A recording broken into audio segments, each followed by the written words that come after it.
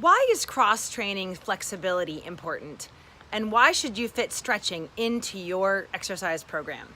Hi, I'm Stephanie Phillips Markstein, and I help health-conscious people optimize their physical and emotional well-being so that they can show up in the world as the best and most confident version of themselves. The truth is that we place a lot of importance on resistance and cardiovascular training, but flexibility remains kind of an afterthought on most people's schedules. So while yoga is wonderful and does improve range of motion and flexibility, often people only practice yoga once or twice a week, maybe 3 times a week, where stretching really should be a daily routine. Especially with today's high intensity physical challenges that people put themselves through, stretching really should be an important piece of your exercise routine. The other piece of it is that many people are sedentary and do a lot of time sitting, in which case their muscles atrophy and muscles get short, in which case stretching is equally important for people who aren't getting as much exercise. Let's talk about fascia for a moment. Fascia are the muscle fibers that surround the muscle, and that's what makes people get tight and need to stretch. There are many different stretching techniques that you can choose from, and obviously the right program depends on many factors: genetic makeup, personal preferences, injury history, age, weight, and so forth. However, the best thing to do is to choose a mix and match approach, which allows you to get the best of all worlds and find the right program that works for you, and be able to kind of use different stretching techniques for different situations. Some of my favorite stretching techniques are active isolated stretching. This involves extending a muscle, holding that position for 2 seconds, and then returning to the starting position. There's also passive stretching, which actually uses tools such as bolsters and body weight and straps, and you can actually even use other people to help you be able to relax into the stretch and continue to maintain pressure. Reciprocal inhibition is another wonderful one, where it involves stretching a muscle and then actively contracting the opposing muscle group. And so with this technique, you relax the muscle you're trying to stretch and you rely on the opposing muscle to initiate the stretch. That's a great one. Isometric static stretching and then just regular static stretching are also great.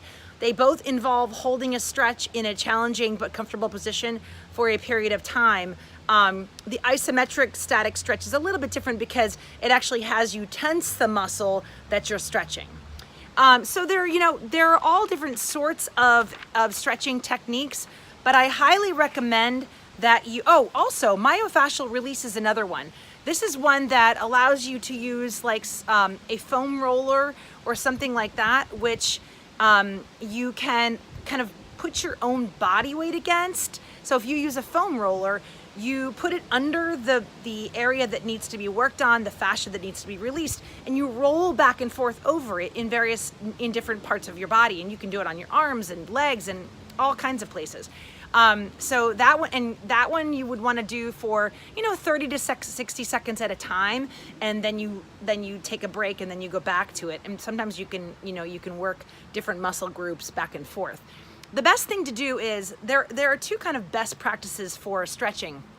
The first one is that you want to make sure that you stretch a warm body. So unless you have plantar fasciitis where you can actually roll a tennis ball underneath your foot, first thing in the morning and several times throughout the day, that's probably about the only example where I would have you do that, where you could stretch where you're not warmed up. But in general, the myth is that people say that you should stretch before you work out. That is not the case. You need to stretch after the body is warm so that the muscles have a chance to really move without being injured. So you want to wait till after your workout is over, or even in the middle of the workout, and do your stretching then. And if you have an issue with time, and that's kind of the biggest, as a personal trainer, the biggest complaint I hear from people is, I don't have time to work out, or I don't have time to stretch after my workout because I barely have enough time to do a workout. I don't have time to stretch too.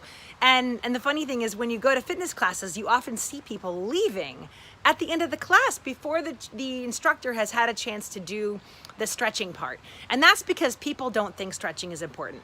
It is. So I highly encourage you to, if you are having an issue with time and you really just want to get it done, don't try to stretch every single muscle in your body. Just concentrate on the ones that you worked. So for instance, if you went to a spinning class, or you did a workout on your bike at home, or even cycling through town, you might want to just afterwards stretch out your low back, and you can do that again on a foam roller, or you can do some yoga poses like downward facing dog to stretch out the low back, and then also stretch hamstrings and calf muscles. So those are kind of the muscle groups that are involved with a spinning class or a cycling practice, or whatever you did that day. So just fit the stretching in as much as you can. It doesn't need to be for a long time. I would say typically you want to stretch about 30 to 60 seconds per muscle group. And if you can do a little bit more, then that's great too. Flexibility, cross-training flexibility is super important.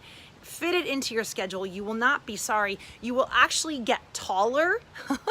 You will, and you will also just enhance your cross-training ability. You'll enhance your exercise performance with cross-training flexibility. So I hope this has been helpful. I do have a freebie that if you haven't gotten your hands on it and you are looking to increase your optimum health and possibly even lose weight, I have a Keto for Beginners freebie that I'm giving away. All you have to do is click on the link below and you can opt in for that, and that will go right to your email inbox. So I hope this has been helpful, and I hope everyone's having a wonderful day. See you soon.